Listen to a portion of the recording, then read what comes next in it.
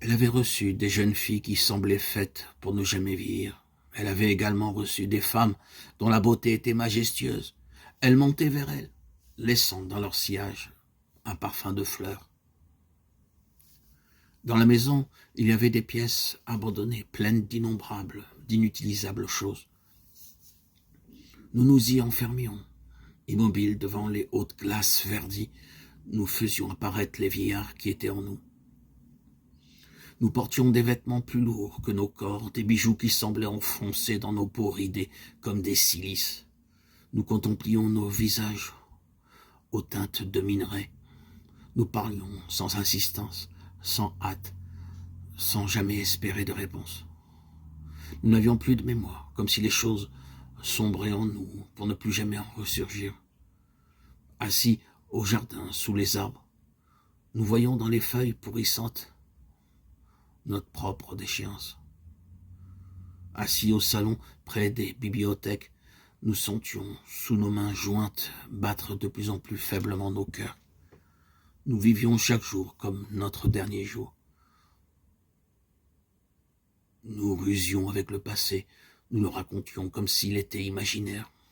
La maison, à la fois demeure et tombeau, se rétrécissait autour de nous.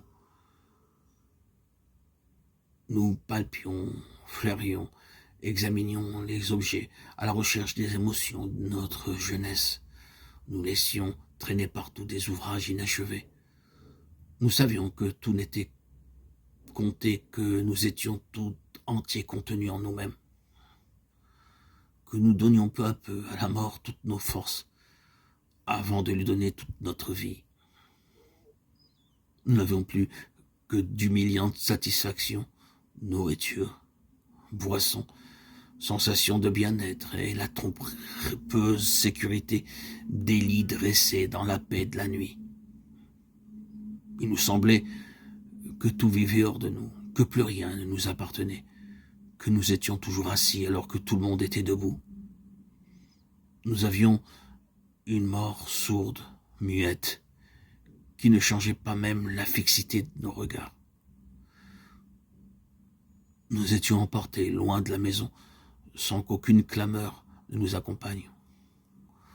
On brûlait tout ce qui nous avait appartenu. Dans la maison qui nous survivait, il ne restait rien de nos inutiles existences.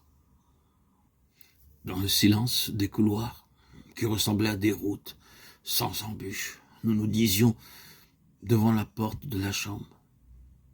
Mais tout à coup, il nous semblait que cette halte, durant laquelle nous avions repris confiance, préparait quelque chose d'inéluctable, que les hommes et les femmes étaient uniquement préoccupés par le désir que cette vie adoucie en gestes lents s'achève. Alors revenait la peur, une envie sauvage de tout briser s'emparer de nous.